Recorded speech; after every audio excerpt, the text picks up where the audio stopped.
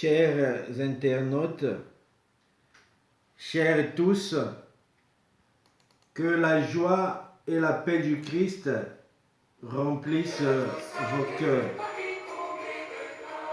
Face qu'à aimons-nous toujours, face qu'à Zala humble. La fraternité des amis du bienheureux Scalabrini, face qu'à en sigle, voudrais partager avec vous, par ma voix, dans le cadre de notre rubrique intitulée Catéchèse facile, une petite réflexion sur la prière de l'Ave Maria, le Je vous salue Marie. Réflexion qui pourrait nourrir votre vie spirituelle ou renforcer votre relation plus intime avec Dieu. Ainsi donc, pourquoi prier l'Ave Maria? Pourquoi la prière de l'Ave Maria? Pourquoi le Je vous salue Marie? Il faudrait clairement dire dès le départ que les paroles qui composent la prière de l'Ave Maria, le Je vous salue Marie, ne sont pas nées de l'invention catholique comme le pensent certaines églises chrétiennes. Cette prière, au contraire, a des racines bibliques que nombreuses conceptions chrétiennes ignorent ou mettent hors circuit. La prière de l'Ave Maria, le Je vous salue Marie, appelé aussi salutation angélique, est racontée dans l'évangile selon saint Luc. Celle-ci est divisée en deux parties, définies à des époques différentes. La première partie est composée de deux salutations, celle de l'ange Gabriel et d'Élisabeth, la cousine de Marie. La seconde partie définit, primo, Marie comme Théotokos, c'est-à-dire mère de Dieu, et présente, secondo, des implorations. Parlons de la première partie.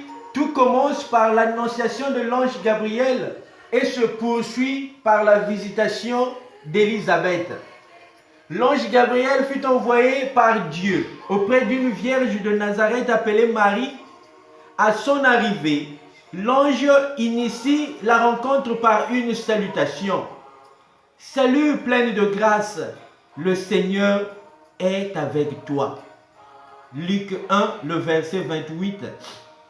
La Vierge Marie, aussitôt comblée de grâce, remplie du Saint-Esprit, portant déjà dans son sein l'enfant de la promesse, le Messie, le sauveur de toute l'humanité, sous la puissance du Saint-Esprit bien sûr, ne reste pas enfermé dans sa maison, mais s'en va avec empressement dans les montagnes de Judée auprès de sa cousine Élisabeth.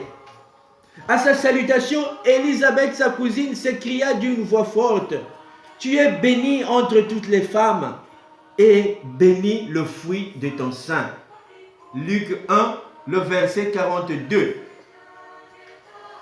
La seconde partie définit avant tout Marie comme Théotokos, c'est-à-dire mère de Dieu, et présente par la suite des implorations. Sainte Marie, mère de Dieu, priez pour nous pauvres pécheurs, maintenant et à l'heure de notre mort. Amen.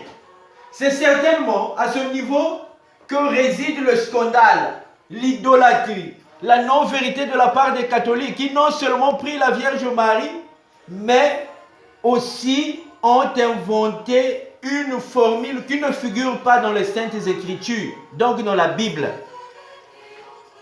Chers amis, chers tous, ouvrons largement nos yeux et la porte de notre cœur pour saisir le message de la foi.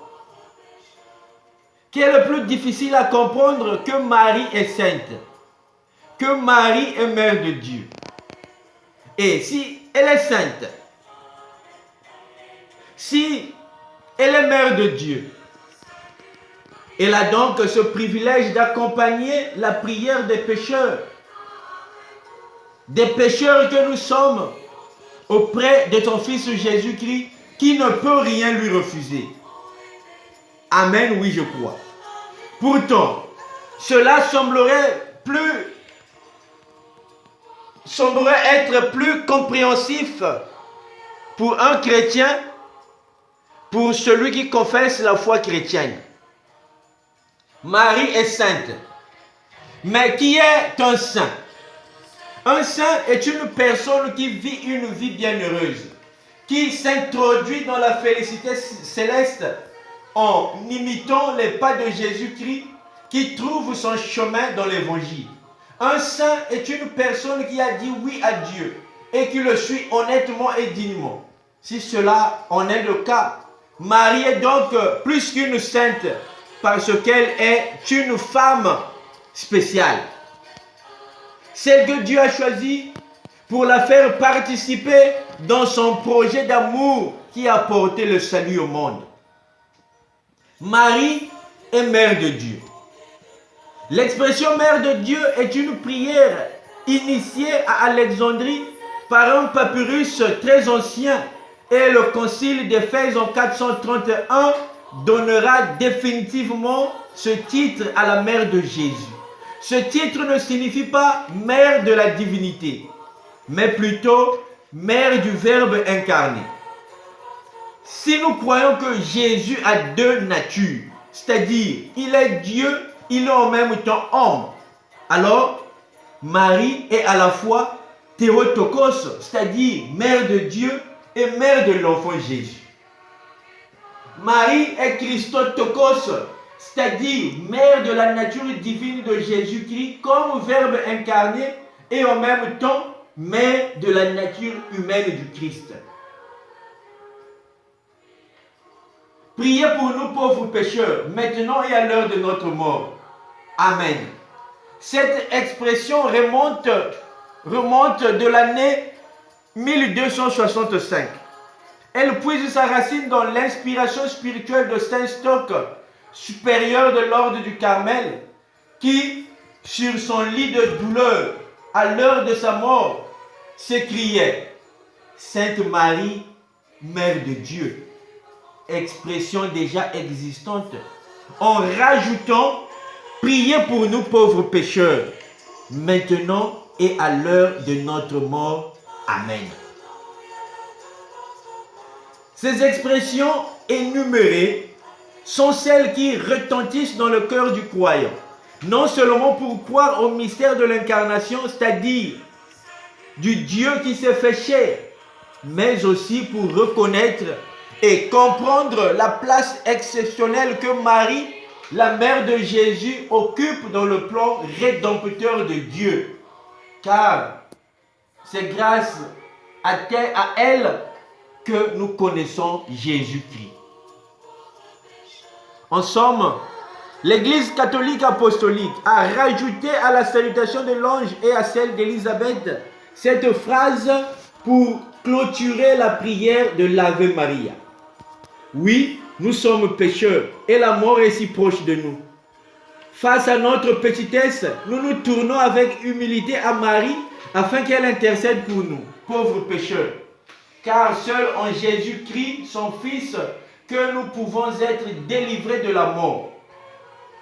Par cette expression, l'Église fait l'expérience de l'intercession constante de Marie aux noces de Cana, premier miracle de Jésus que nous lisons dans Jean 2.